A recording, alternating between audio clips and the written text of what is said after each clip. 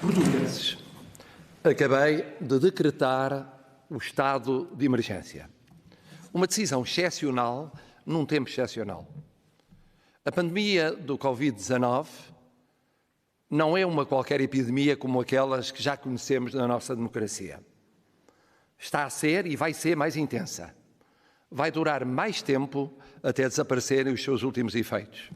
Está a ser e vai ser um teste nunca vivido ao nosso Serviço Nacional de Saúde e à sociedade portuguesa, chamada a uma contenção e a um tratamento em família sem precedente. Está a ser e vai ser um desafio enorme para a nossa maneira de viver e para a nossa economia.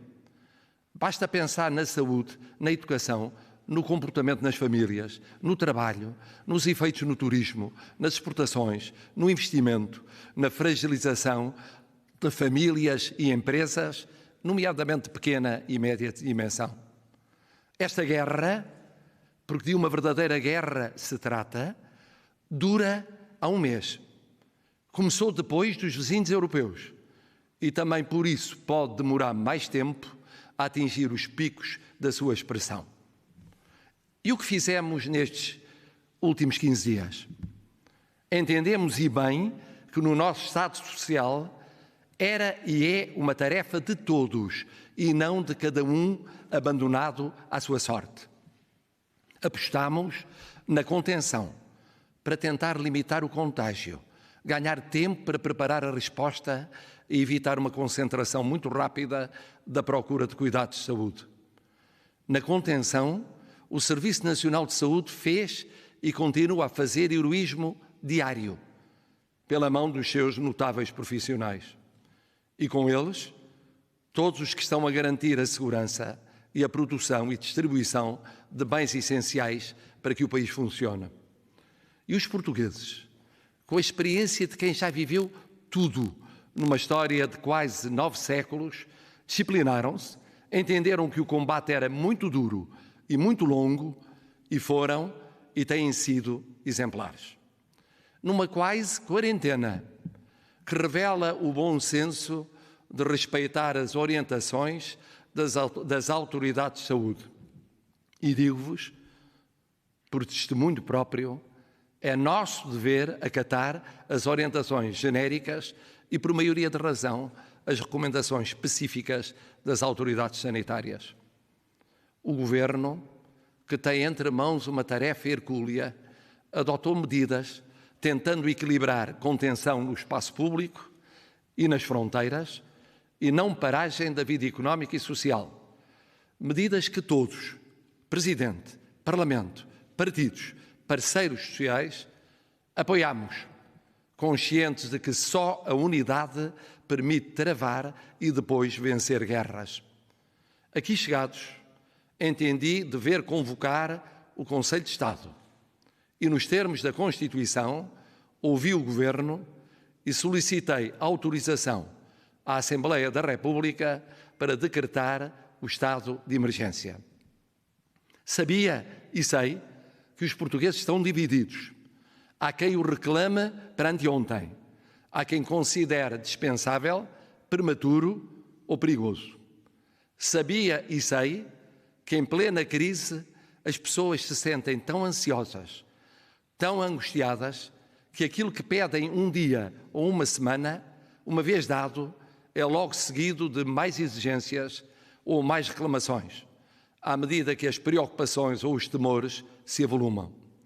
Sabia e sei que muitos esperam do estado de emergência um milagre, que tudo resolva num minuto, num dia, numa semana, num mês. Ainda assim, entendi ser do interesse nacional dar este passo. Agradeço aos conselheiros de Estado o terem expresso as suas opiniões, ao Primeiro-Ministro e ao Governo o terem aderido solidariamente e colaborado de modo decisivo no conteúdo do presente decreto. E à Assembleia da República o tê-lo autorizado com generosa prontidão e amplo consenso. 5 razões essenciais explicam o passo dado. Primeira, antecipação e reforço da solidariedade entre poderes públicos e deles com o povo. Outros países, que começaram mais cedo que nós a sofrer a pandemia, ensaiaram os passos graduais e só agora chegaram a decisões mais drásticas, que exigem maior adesão dos povos e maior solidariedade dos órgãos do poder. Nós, que começamos mais tarde, devemos aprender com os outros e poupar etapas, mesmo se parecendo que pecamos por excesso e não por defeito. O povo português tem sido exemplar, mas este sinal político dado agora, e dado não apenas pelo Governo, mas por Presidente da República, Assembleia da República e Governo, é uma afirmação de solidariedade institucional, de confiança e de determinação para o que tiver de ser feito nos dias, nas semanas, nos meses que estão pela frente. Segunda, prevenção. Diz o povo, mais vale prevenir do que remediar. O que foi aprovado não impõe ao Governo decisões concretas. Dá-lhe uma mais vasta base de direito para as tomar. Assim, permite que possam ser tomadas com rapidez e em patamares ajustados. E tomadas todas as medidas que venham a ser necessárias no futuro. Nomeadamente, na circulação interna e internacional, no domínio do trabalho, nas concentrações humanas com maior risco, no acesso a bens e serviços impostos pela crise, na garantia da normalidade na satisfação de necessidades básicas, nas tarefas da proteção civil, em que, nos termos da lei, todos já são convocados, civis, forças de segurança e militares. O que seria mais tarde se fosse necessário agir num ou noutro caso, neste quadro preventivo, e ele não existisse. Terceira, certeza. Esta base de direito dá um quadro geral de intervenção e garante que mais tarde, acabada a crise, não venha a ser questionado o fundamento jurídico das medidas já tomadas e a tomar. Quarta, contenção. Este é um estado de emergência confinado, que não atinge o essencial dos direitos fundamentais, porque obedece a um fim preciso de combate à crise da saúde pública e de criação de condições de normalidade na produção e distribuição de bens essenciais a esse combate.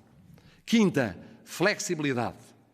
O estado de emergência dura 15 dias, no fim dos quais pode ser renovado, com avaliação no terreno do estado da pandemia e da sua previsível evolução. É um sinal político forte, de unidade do poder político, que previne situações antes de poderem ocorrer, estabelece um quadro que confere certeza, dá poderes ao Governo, mas não rigidifica o seu exercício e permite reavaliação na sua aplicação num combate que muda de contornos no tempo. É também um sinal democrático. Democrático pela convergência dos vários poderes do Estado. Democrático porque é a democracia a usar os meios excepcionais que ela própria prevê para tempos de gravidade excepcional. Não é uma interrupção da democracia. É a democracia a tentar impedir uma interrupção irreparável na vida das pessoas. Não é, porém, uma vacina, nem uma solução milagrosa que dispense o nosso combate diário, o apoio reforçado ao Serviço Nacional de Saúde, a capacidade de pessoas e famílias continuarem a tentar limitar o contágio, para que os números a crescer cresçam menos do que os piores cenários e para que o tratamento possa ser cada vez mais em casa. Tudo mais cedo do que mais tarde. Até porque, num ponto, os especialistas são claros. Depende da contenção, nas próximas semanas, o conseguirmos encurtar prazos, poupar pacientes e, sobretudo, salvar vidas. Temos, pois, todos, de fazer por contribuir para ir o mais longe e o mais depressa possível nesta luta desigual. E quanto mais depressa formos, mais depressa poderemos salvar vidas, salvar a saúde, mas também concentrarmos nos efeitos a prazo no emprego, nos rendimentos, nas famílias, nas empresas. E mesmo agora, só se salvam vidas e saúde se, entretanto, a economia não morrer. Por isso o Estado é chamado a ajudar a economia a aguentar estes longos meses mais agudos, fazendo o que possa para proteger o emprego, as famílias, as empresas. Mas nós temos de fazer a nossa parte. Não parar a produção. Não entrar em pânicos de fornecimentos como se o país fechasse. Perceber que limitar contágio e tratar contagiados em casa é e tem de ser compatível com manter viva a nossa economia. Assim é em tempo de guerra. As economias não podem morrer. Termino com um pedido.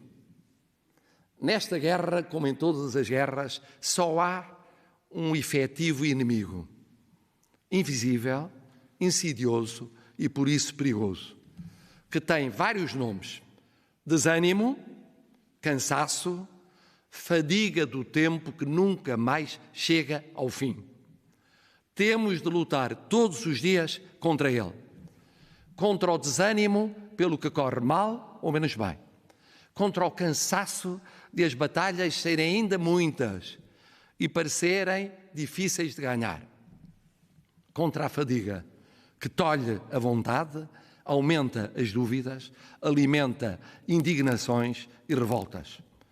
Tudo o que nos enfraquecer e dividir nesta guerra alongará a luta e torná-la mais custosa e dolorosa. Resistência, solidariedade e coragem são as palavras de ordem. E verdade, porque nesta guerra ninguém mente, nem vai mentir a ninguém. Isto vos diz e vos garante o Presidente da República, por vós diretamente eleito, para ser, em todos os instantes, os bons e os maus, o primeiro e não o último dos responsáveis perante os portugueses. O caminho ainda é longo, é difícil e é ingrato. Mas não duvido um segundo sequer que vamos vencê-lo o melhor que pudermos e soubermos. Na nossa história, vencemos sempre os desafios cruciais. Por isso temos quase 900 anos de vida. Nascemos antes de muitos outros, existiremos ainda quando eles já tiverem deixado de ser o que eram e como eram. Deixem-me terminar com um exemplo de como somos. O exemplo da neta enfermeira que no dia em que perdeu o seu avô, a primeira vítima mortal, me dizia: Presidente, já só faltam 9 dias para eu regressar à luta. Somos assim porque somos Portugal.